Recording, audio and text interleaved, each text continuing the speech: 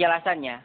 Di Timur Tengah tidak bisa menumbuhkan kelompok-kelompok sipil yang nanti pada akhirnya bisa mengimbangi negara, tetapi di Indonesia kita punya kelompok sipil yang bukan hanya mengimbangi negara, tapi menyelamatkan negara pada konteks-konteks yang sangat krusial pada sekitar contohnya ketika tahun 98 sampai sekarang. Nah, seorang ekonom Harvard namanya si Eric Cheney, dia meneliti bahwa hampir sebuah negara Arab yang pernah dikuasai oleh kekhalifahan Islam itu memang berorientasi kepada negara dan melemahkan aktor non negara.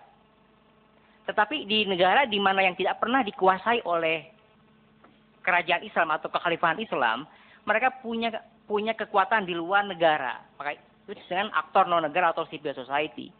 Maka itulah mungkin yang bisa menjelaskan salah satunya kenapa di Mesir relatif tidak bisa mengikuti proses transisi seperti di Indonesia karena kekuatan civil society tidak sekuat yang ada di Indonesia. Kemudian kita juga punya modal sosial yang lain yang mungkin tanpa kita sadari adalah soal keterbukaan. Pemikiran sekontroversial apapun di Timur Tengah itu bisa diterima di Indonesia. Ada namanya Nasr Hamid Abu Zaid yang sampai di fatwa mati misalnya. Ada namanya Hasan Hanafi. Dan banyak pemikir-pemikir yang liberal dalam konteks di Timur Tengah. Itu pemikirannya bisa diterima oleh kelompok-kelompok sipil di Indonesia. Diterjemahkan bukunya, diundang orangnya. Tentu dengan segala kontroversi kan. Misalnya ada Nasr Hamid pernah dicekal datang ke Indonesia kan belakangan.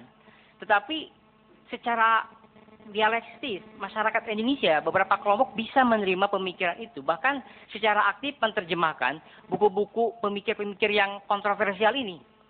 Itu satu pertanda bahwa Islam Indonesia sangat terbuka